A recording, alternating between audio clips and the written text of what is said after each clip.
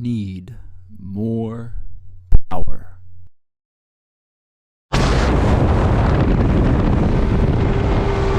Better. New 150 Mariner. Runs great.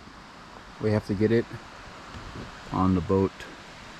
So I'm thinking we use those pine boughs as a crane and we hoist it up and we take the boat, we put the boat under it and we put it down. But first we have to get that Johnson off back here.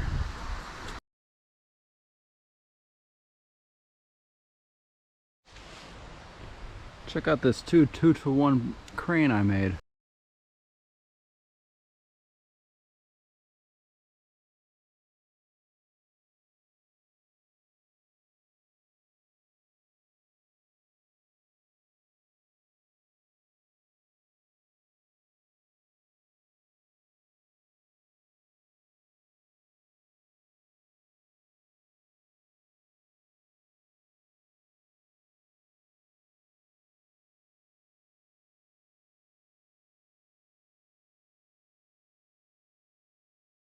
Right, so I just removed the steering linkage, the battery connections, positive up here, negative right here, and then the key ignition, which is one of these, and then the other two. Throttle here, main throttle, get it warmed up, choke thing, the main throttle, and then steering thing. Oh, damn, this thing's like really heavy. Oh god, it's here, let's put it down for a second. There we go. Light as a feather. Down. Any rest? It's actually pretty light. Alright, rest. Yeah, I don't know what I would do without it.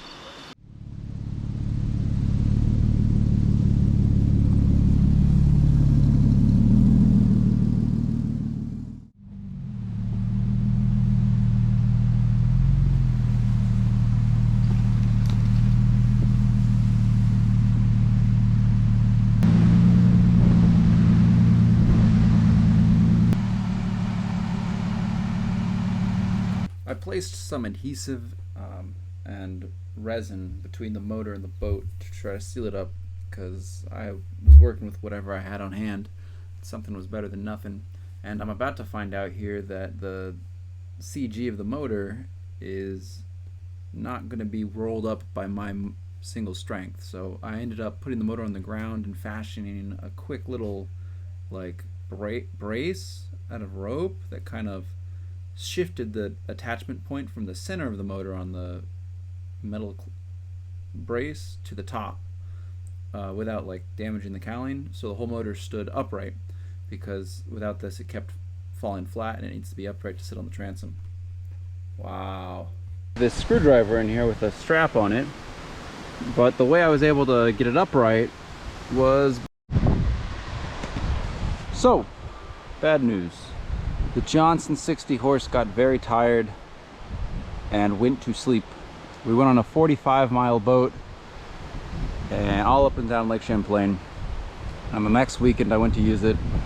No start. Cowling off at the boat launch. No good. Passed compression test. Determined electrical fault. Timer base. Timer bases for 60 horse 2000 Johnsons cost between $200 and $350. Very sad. Went on Facebook Marketplace. Found 150 horsepower Mariner from 1988. Bought that. Put on my boat. It went well. Well, I had to build a crane because I don't have a forklift, and I hung it from a tree, and that was really fun. And then I'm getting ahead of myself. I tested the 60 horse Johnson by probing the timer base resistance, which should be between like 20 and 30 ohms, and it was like 400,000 ohms on all of them. There was nothing. So these are tiny coils that send fire signals, I think. I learned this all off of the internet, so take it with a grain of salt, but it has good compression, just no spark, and that spark signal is a weak timer base. So until I get a new timer base, I've put a 150 Mariner on there. So I've never put a motor on a boat before, and I've never taken one off a boat. So first I disconnected the cables and the steering thing and controls, I guess. It's like a bicycle. There's these wires that do the clutch and the starting engine, you want on thing, and the electrical connections. And then I unbolted the Johnson, and my friend and I, Lee, picked it up and put it on a stand over there. So now it's sleeping. There's my motorcycle. Hello, Johnson. Anyhow, and then the next day I had a little backing plate, carried the Mariner on the back of my Toyota Camry with my stuff mover, and now we're about to start some sea trials. But yeah, I got the motor for $1,000 because it ran really well. It didn't have a high compression, only about 110, 120 on, but it was on all the cylinders. Extremely even, very impressive. So that was very good. But I got a $1,000, 150 horsepower motor with controls and the fuel adapty thing. The only question mark is the trim system. I have not tested, but we know the motor runs and it fires up right away. So I was impressed, so I bought it. And I like the guy. His name was Leo. He lives up by the caves. Awesome guy. Leo and Jackie. Very sweet. Uh-oh, here they come. But anyways, here's a bunch of time lapses and B-roll footage of me getting this motor on there. It does look a little big for the boat. She's a chunkus. A little thickest. Oh, I bet I'm gonna have to sleep in. Sometimes you just need to get there faster than before. Is it getting cold out?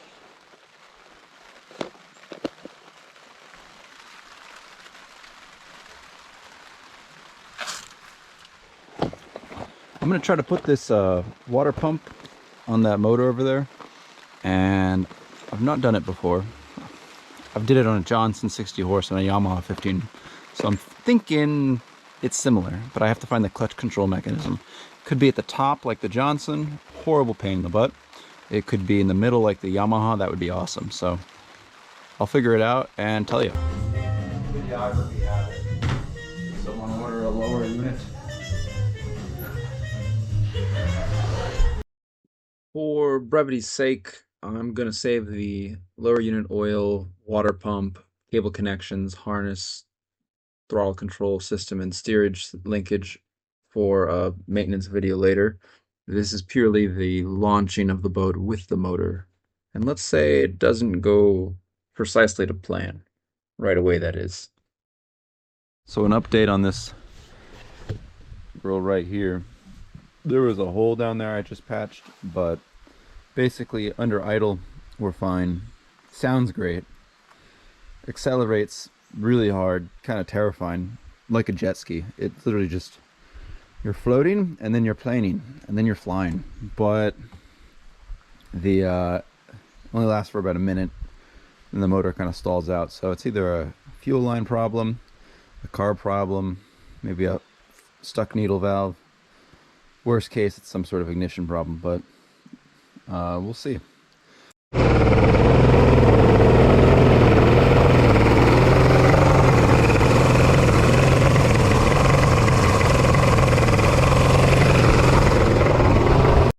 All right, works much better. Very terrifying. The whole boat will come up out of the water and then twist with the prop wash. Amazing. I fixed the problem heavily by cleaning out the main jets. I'll show you sometime on the engine, which helped a lot. Not surprised. So I think the needle valves are next, and hopefully we have a good working motor after that. So rock and roll. All right, that best purchase I've ever made. So you can see everything in the boat's been knocked around. Everything tries to blow away.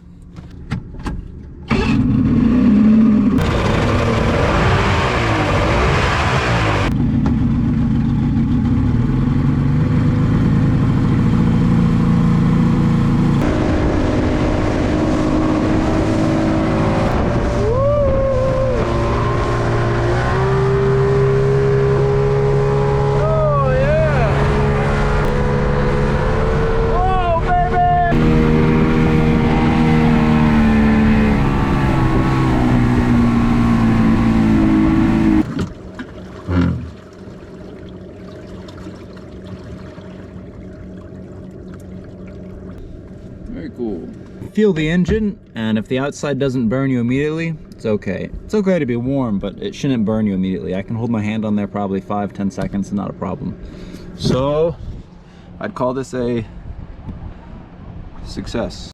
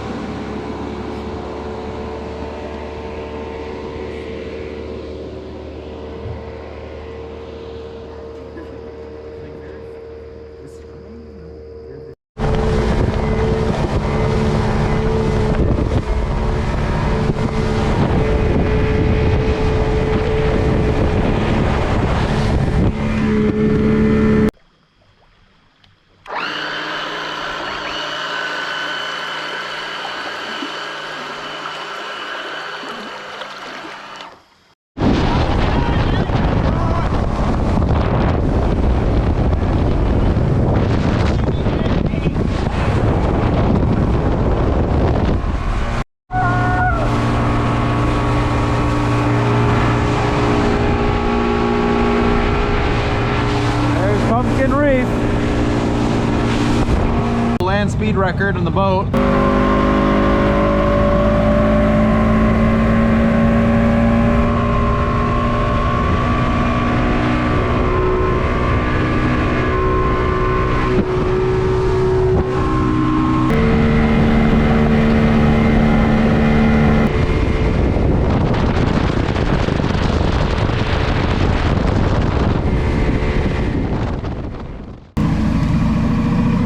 That was pretty good.